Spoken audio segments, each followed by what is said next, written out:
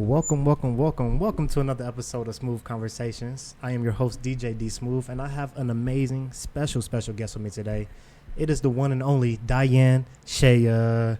How you doing today, my friend? Fantastic. Oh, I'm so happy that you're on the show. Your presence always uplifts me every single time. Thank you. Yes. How's your day been going so far? It's been a busy day, but it's been a productive day. Good. Had a lot going on there. You came in so prepared, and I'm so excited for today's show. I remember Chef Chris bringing in. What's up with the chefs bringing in the best props? Is that what it is? Maybe. But this is so awesome, Diane. I really appreciate you just bringing in everything, being willing to be available. I know you're very, very busy, and I just want to say thank you again. My pleasure. Absolutely. So for those that out there, what does Diane specialize in, and how long has Diane been doing that for? Let me answer the second part first. Okay. I've been doing this for 25 plus years, so not a new kid around the block. Yes. So seen a lot come and go in the food realm, starting with classes in my home, classes in grocery stores, classes in places. Viking cooking school. I was a chef instructor, then became culinary director of that. Bought a cooking school, sold a cooking school, and so here I am. That's awesome. On my own. So you've been cooking basically for a long time. Yeah. What sparked the interest of wanting to learn how to cook food?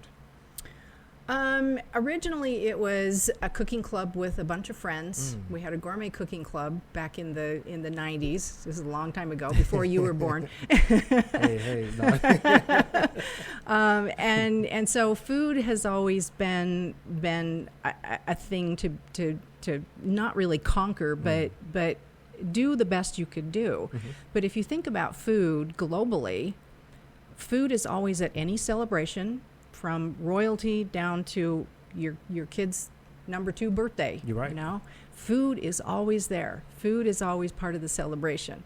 So let's make it the best we can make it. You're right about that. Yeah. That's cool. So you also teach people how to meal prep, how to better save the food in their homes. So tell me a little bit about that business venture that you're on currently, when you're helping others learn how to be better chefs in their own kitchen. Yes. My journey with what I'm doing now started at the end of the cooking school time that I had. And I did a private event for the CEO of Wasteless Solutions. And it was a pop-up dinner, and it was a fundraiser. I'd never heard of this organization before. And she starts explaining this to me, and something just touched my heart. It's like they take rescued food and repurpose it. This is perfectly good food. It's not dumpster dive stuff. Right. And feed it to the food insecure in our valley. And I go, I want to do that.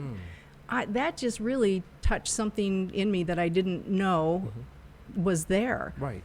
Pandemic happened like 2 seconds after that event. So everything went into chaos, and we kind of didn't hear from each other for a little bit. But then after everybody was able to get together again, then we started doing a fundraiser at the cooking school. Nice.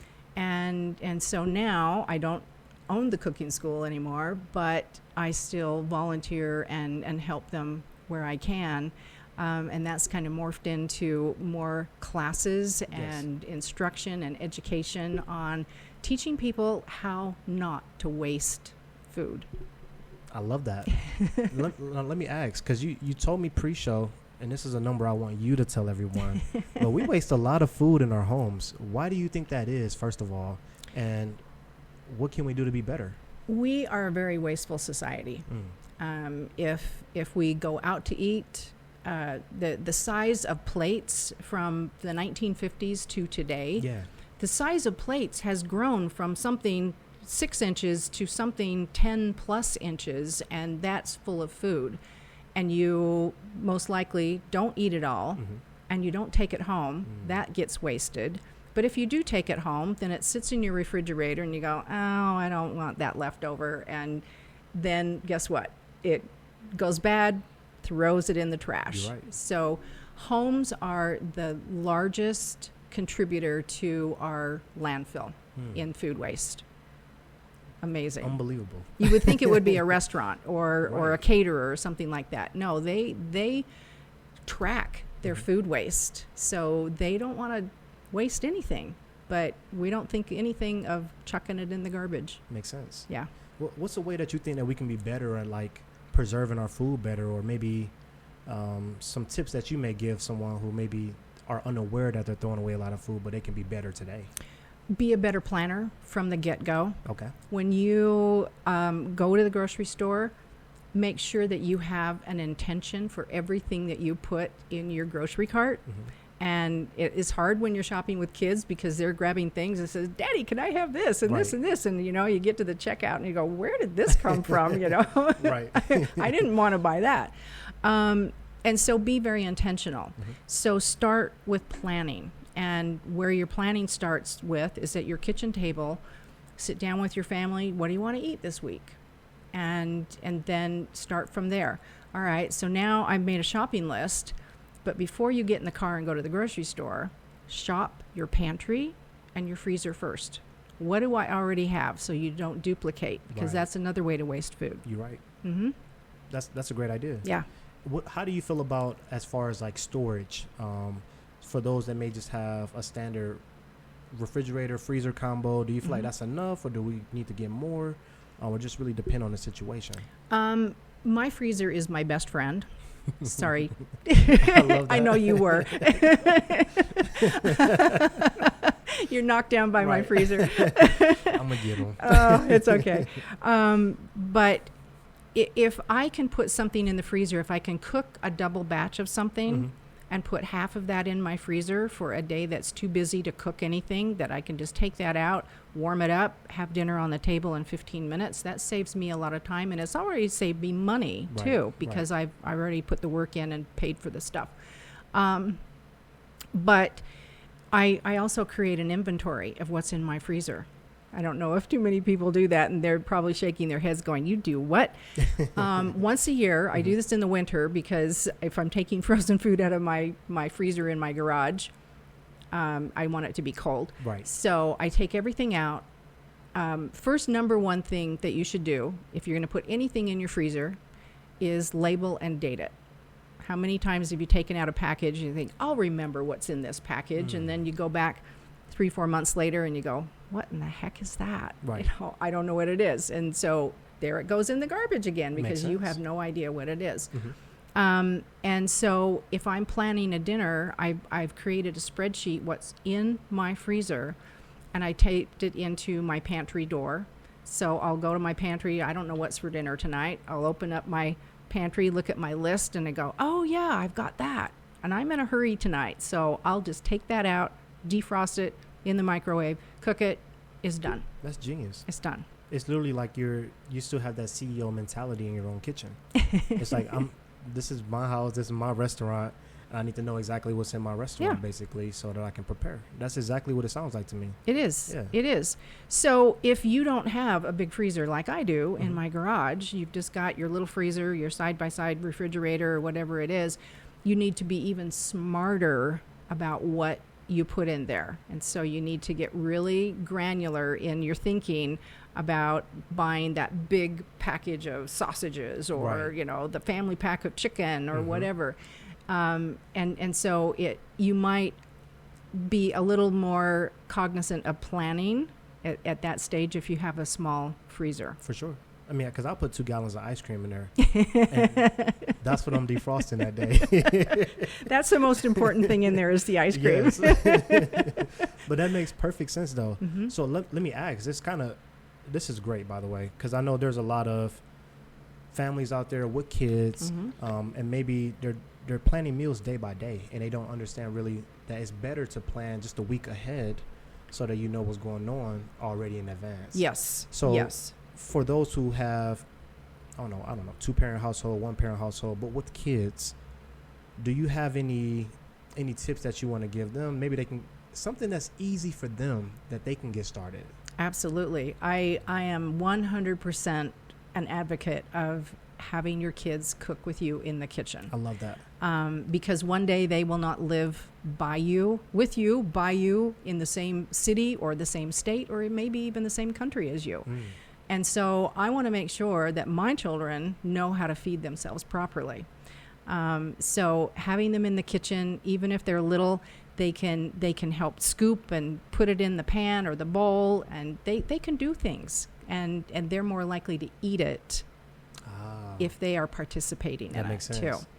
So what I suggest is to sit down with your family and ask everybody, what are the 5 to 8 dishes that you just love to eat? Every time I cook it, you love to eat it. Right. And make that list of those things. And then you're going to make a shopping list for those 5 to 8 dishes. I don't want to call them recipes, because a recipe is a different thing. Because people waste a lot of time looking for recipes. We're just making dinner. That's what we're making. And so you're creating these 5 to 8 dishes that everybody loves, and the kids can participate in it. They're going to be dishes with anywhere from 3 to 6 ingredients. Okay. Nothing crazy. They're going to be common ingredients, mostly things that you can have in your pantry that are going to be dry goods or canned goods, things that you can put in your freezer, like a pound of hamburger or some chicken breasts or something like that. And that's going to be your go-to list in a panic, because you haven't planned anything, you haven't gone to the grocery store, but you always have these 5 to 8 dishes always in your pantry and freezer. Makes sense. They're your backup. That makes sense to me. Yeah. Get the kids over here. Let's make dinner. You know, you do this, you do that. You know, you get to stir the pot. You get to add the salt. Yeah. That I like that. I'm painting a picture when you're explaining this, and it's almost like it's like that family bond that you think that you want, but you haven't really implemented yet. So by doing this, you do get that bond that you've been looking for. You do. And I'm actually gonna. My youngest cooks the most. My oldest, even though I'm saying like he's like an older guy, he's not. He's only 5. He won't really touch the kitchen as much. How do you feel like I can get him to be more involved? Ask him to help you plan. You know, what do you want for dinner tomorrow night? That's good. He will answer too. Yeah. And then when he says what he wants for dinner, what part do you want to help with?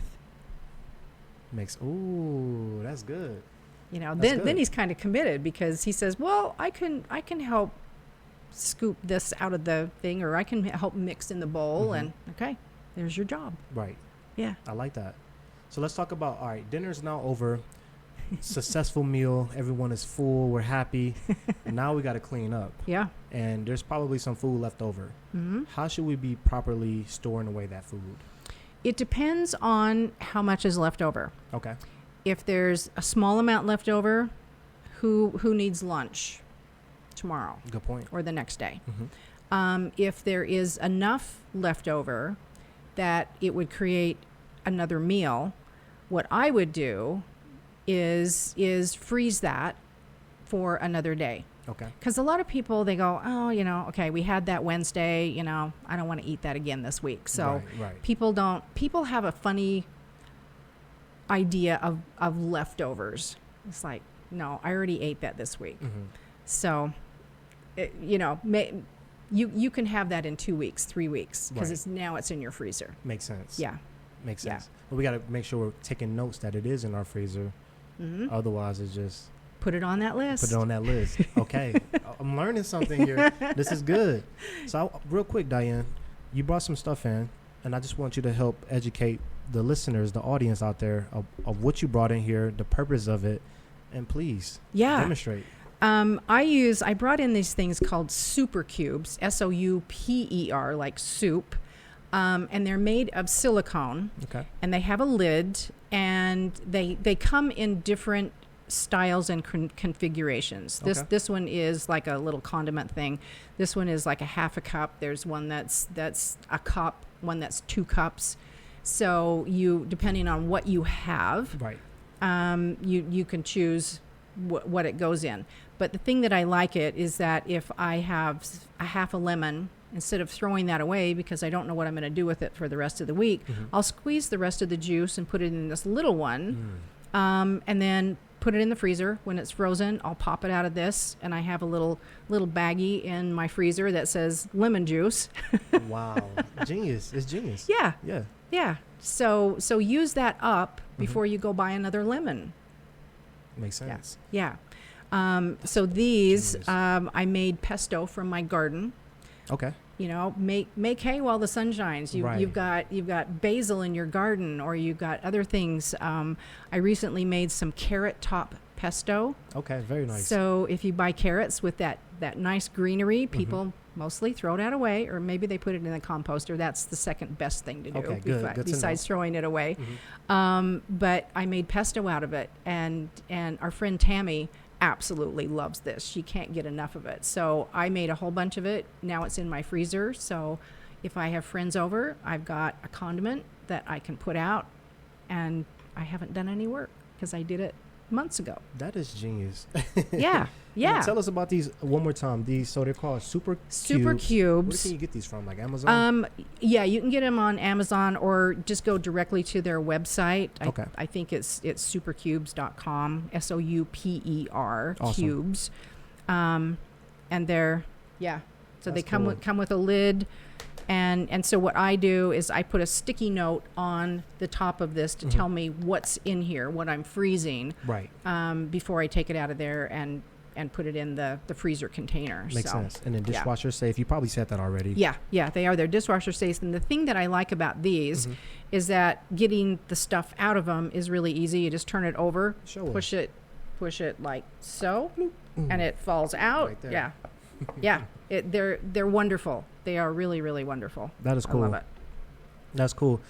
I know you brought 2 of these. Is there any others that you use or recommend? Yeah, I think I have all of them. I have the 2 cup and the 1 cup and the half cup, and I don't know what this one is. I'll have to look inside and see, because they have measurements inside. Oh, no. That's So if I cool. don't have, it says a quarter cup is the first line, Right. and a half a cup is the second line. So it's got measurements in there. Very cool. So I can even it all out on whatever it is, and then same thing. I just push it, and it comes popping out.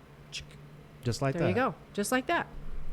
Super simple. Super simple, Yes. super simple. So that's a good thing. So these will last you forever and ever. Right. So you don't ever have to replace them. So the cost of them brings you back cost in not throwing away food. Makes complete sense. Yeah. The thing I like about it too is that it seemed like it's not breakable. It's Right. not breakable. So for the kids out there, if you got your kids helping in the kitchen, grab this out the freezer. You don't really have to worry about them dropping it or breaking any goods, because it's in this material. Silicone? Silicone. Okay, silicone material. And So one that's thing good. that you can do with this little one is you can make cookie dough, Uh-oh. put it in here, and freeze that, and then when you're hankering for some fresh baked cookies, That's then you right. can pop those out, put them on a baking sheet, turn the oven on. There you go, Right there. cookies. There's so much you can do. You just have to kind of think about it. For you know? real, though. And I appreciate you educating us there. So that's really cool. Yeah. Please tell us about drying our own herbs. Absolutely. Herbs are so easy to grow. You can grow them in containers. You live in an apartment, you can put a big pot out on your little deck or even in your sunny window. Okay. They grow better outside than they do inside, Good to know. but you can do it. What I've got here is oregano and tarragon. And I like to dry my own herbs, because the herbs that you get in the little bottles in the grocery store, not only are they expensive, but I don't know how long they've been on the shelf. Oh, come on now. And they're ground up. You'll notice that They're these fine are grinded. You're right. almost big whole leaves Yeah. in here, because what you want to do is just gently take them off the stem, put them in your glass jars. I like glass jars for this, so that it doesn't have any plastic in there, Right. because plastic is breathable. So this glass jar is not. It's not. Yeah. Okay. But the bigger the leaf, the better it's going to release that flavor. So if I'm cooking with a tablespoon of oregano, I'll put that in my hand and I'll crush it with my finger. Okay. And you can smell that oregano. Right. If you did that with grocery store oregano, you're going, what is that? I can't even smell this oregano. So you're going to get a big flavor boost out of that. And it doesn't cost you anything. Literally. You grow it. From your own garden. Yes. Can I take a smell of that? You can. I cannot wait. Because I've been so sold on grocery store oregano. I forgot what as soon as I didn't even have to put my nose to it. That is unbelievable. You can smell it as soon as you open it. As I opened yes. it. The lid wasn't even open all the way and I smelled it. Yeah. That's wonderful. Yeah. That is wonderful. I'm about to cook some tomatoes right now with there this. You go. Yeah, this there is you awesome. go. That's absolutely. Awesome. You know, so and you can do that with all the culinary herbs, thyme. This is tarragon, parsley. Parsley doesn't dry as well, so okay. I just like to use it fresh. Same. And I didn't know it didn't dry well. That's good to know too. Yeah. It's mostly just green stuff in your That is I just smelled the that's tarragon. I don't know if I put that on the lid, but you did. But you notice that it says oregano on the top and the date. This was from 2024. And the rule of thumb with grocery store herbs is that they last 1 year in your cupboard. In the pantry or whatever. Yes. That's it. 1 year. So it's a 1 year storage life to it from the grocery store. But this spices are a little bit different because spices are made out of bark and seeds, where you have leaves that every time you open that jar, you're releasing all of those flavor smells into the air. This is so cool. I know. And it's great. This is from 723. That's from it probably isn't 23. It's probably 24. Okay. It might be 23. Could be. If it is 23, that makes it more impressive. I would say it is. I do have some drying that is from 2025. So Okay. But as long as it's been in glass and it's in my dark pantry, light is not your friend. You know, so don't put these on your shelf in the kitchen where it gets sunlight, and because that is going to dissipate the flavor inside here, even though it's in glass. Yeah. So it's best to keep these items in a cold storage place. Not necessarily cold, just dark. A dark storage place. Okay. Yeah. That Cupboards closed, or if you've got a basement pantry, or like I do. Of course you do, Diane. Take over a bedroom for a pantry. Yes, I love that. Yeah. You got to tell us the importance of gardening your own food, because there's a lot of people who don't. And if I'm being honest with you, I'm one of those who are just now starting to learn. And you're one of those teachers for me that I'm learning from. Why is gardening so important? And just let's just start with that question. I'm gonna add on from there. But why is gardening so important? The number one reason for me is that I know I am growing organic food. Right. I do not put any pesticides on my food or my plants, and I know what I know how I've raised them, and it's as organic and natural as I possibly can make it. Sometimes you get some pests. There are some natural ways that you can deal with pests. There's also companion planting, so you can plant some other kind of plants like flowers that deter bugs from eating up your whatever. And so there's ways to do that, but I know what's gone into growing this. I grow lots of tomatoes over the summer. I looked out there. I was going to bring a tomato today. They're not quite there yet. Not there yet. But okay. They're almost there. Okay. But I make spaghetti sauce. I just can regular tomatoes to use in other dishes. I make tomato sauce. I make salsa, all kinds of things that you can do, and it's your time that you're giving to it. Right. You've got a little bit of investment in jars and things like that, but outweighs food that I have no idea what really is in there. Come on now. Exactly Yeah. right. I agree with that. Yeah. I think that's a bold statement there. I think that's, for those listening out there, that was probably the answer to your question of why it's important to garden. Now I want to ask, like, when you have a garden that's maybe producing a lot of food that probably a little bit much for your household, what do you recommend? Like, going knocking on your neighbor's door to give away some food? Maybe there's a farmer's market. Like, what is Diane thinking in her head? I got too much food. I got to get this out of here.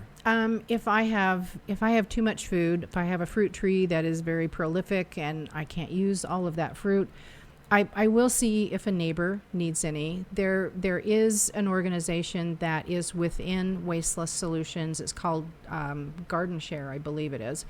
And so you can have people come and pick that fruit and give it to an organization that can use it for other people. That's cool. And there's little pantries in pockets of neighborhoods in Salt Lake that has like a refrigerator or a cooler. And let's say you've got a box of apples that you can't use. You can take it to that and put it in there, and someone will come and go, "Oh, apples! Yay! I'll take those." Yeah. That's cool. Yeah. Real quick, talk to us about Wasteless Solutions, now named Wasteless. Wasteless. They've rebranded to Wasteless, but their website is still wastelesssolutions.org. Okay. But they're on the mission to keep as much food out of the landfill as possible, that they can educate people on not to waste the food. But we also get food from places like the Delta Center, where they've had a big event and they've got a ton of food that has been kept in proper temperature. And they will donate that to the organization.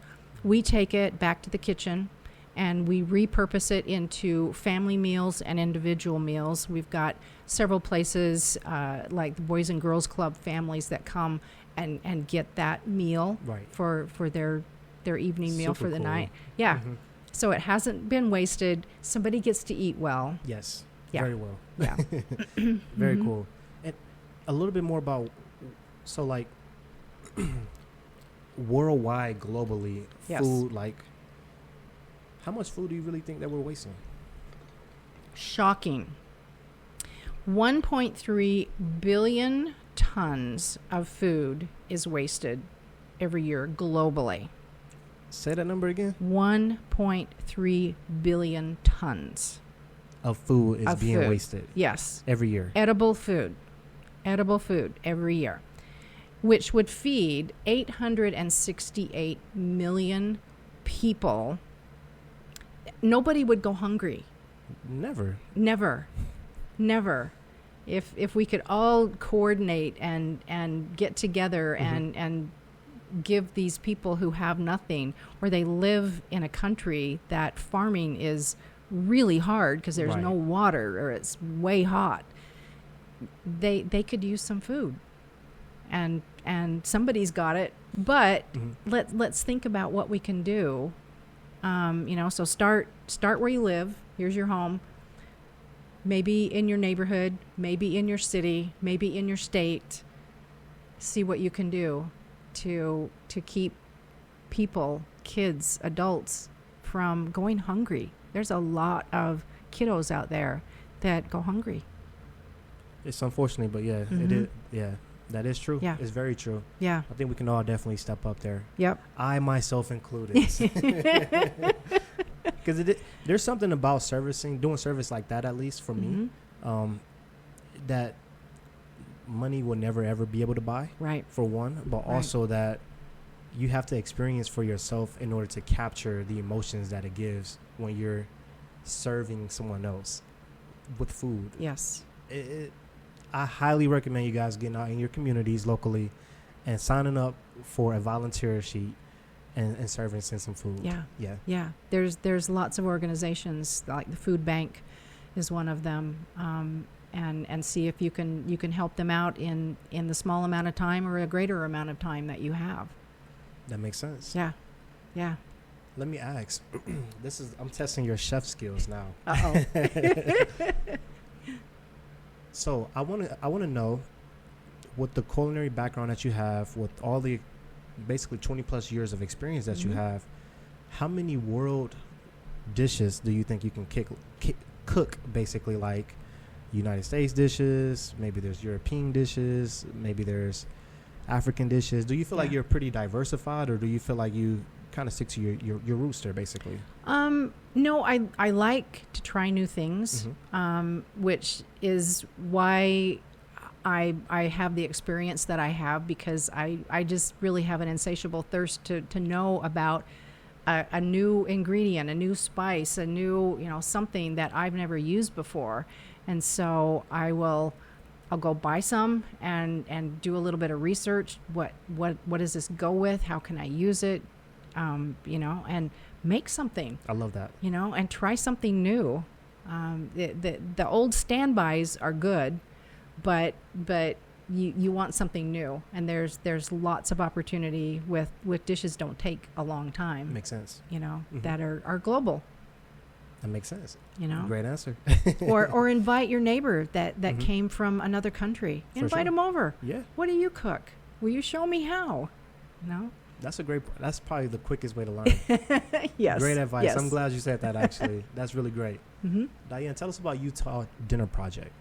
Utah Dinner Project is what my latest journey is. And so it's where my website is, utahdinnerproject.com. You can find recipes and other things on my website. Instagram is also Utah Dinner Project. And I just love to teach people how to cook, how to use those techniques of the culinary techniques. What do I put in this pan to make my chicken brown?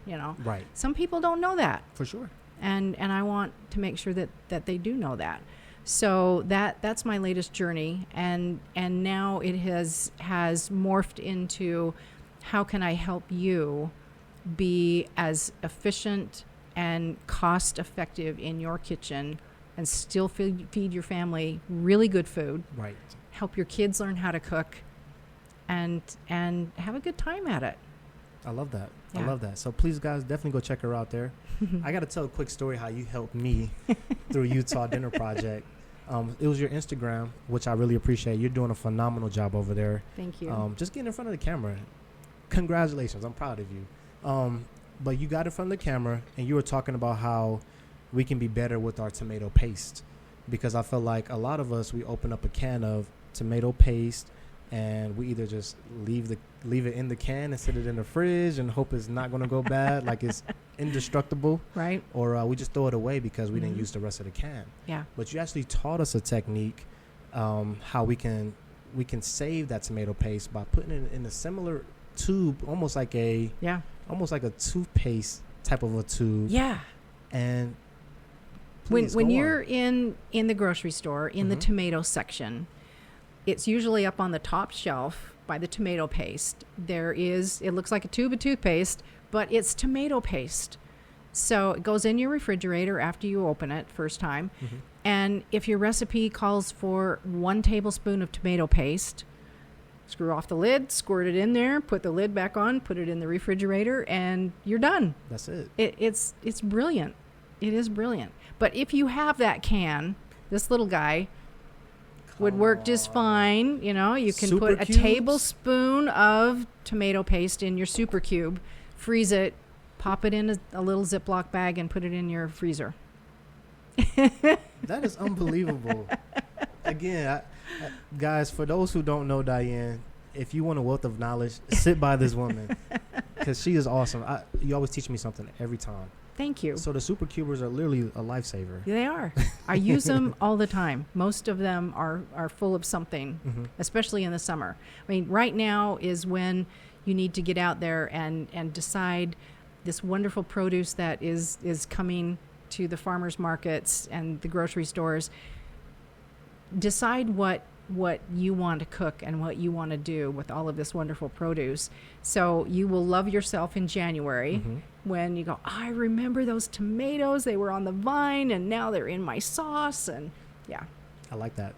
That makes sense, though. Yeah. Diane, this is probably one of my this is the question I've been waiting to ask you. So obviously there's seasons to gardening. Yes. And, you know, being in Utah, you kind of understand how our weather system works there. Mm-hmm. What's some of your favorite things to plant each season in your garden? I can't tout to be a successful farmer. I'm still learning too, but what I've had success over several seasons is planting clear in the spring, late February, early March. You think we've had pretty mild winters, so there hasn't been snow in my raised bed gardens. But I've planted Swiss chard, I've planted spinach, I've planted peas and carrots, because they're all cold weather crops, and they don't mind if an occasional snowstorm comes and snows on them. I will put a cover. I have some little hoops that go over my raised bed, so that if it does snow a lot, it's still cold out there, but the snow isn't like smashing them down. That makes sense. Yeah. So that. And I'm trying something new this year. I've never done fall crops before. So I've been preparing one of my raised beds. I've got all the new soil in there, some compost in there, and I'm going to plant some more carrots, and I'm going to try some beans and see how they do. See if I'm out there in November having some beans. Yeah. Okay. Yeah. I like that. I'll let you know. Please do. Please do. Guys, follow her on her journey, Utah Dinner Project. I'm sure she'll be telling some tips and some techniques that we can learn. So if you're also planning on growing some carrots and beans this fall time, you can follow right along. Because I probably will be growing some carrots now that you mentioned that. There you go. Yeah. Am I too late? No, I haven't planted them yet. Okay. I'm going to plant them next week. Okay. Yes. So second week of August-ish. Okay. Yeah. Very cool. Yeah. Well, you're going to have to keep them watered, though. It's hot outside. Yes, that's a great point. And then, Diane, I want to also just talk about this right quick. Oh, that jar of sunshine. Yes. So this is some apricot preserves. This is some apricots off of our friend Erica's tree. Erica Wiggins? Yes. Shout out Erica. Yes. Okay, in her tree. I went and picked a whole bunch of apricots and made some apricot preserves, and because I know that she does not do any pesticides on hers, and so this is the thing about no pesticides. You've got to make space for the worms. Makes sense. That makes sense. You know, so you just have to keep your eye out, and they have to eat too, so it's all right. So I made there's a lot of Christmas presents that are coming from my kitchen that will be this. And I just experimented with some apricot barbecue sauce that I did the other day, and it's pretty awesome. You brought it up. I know it's awesome.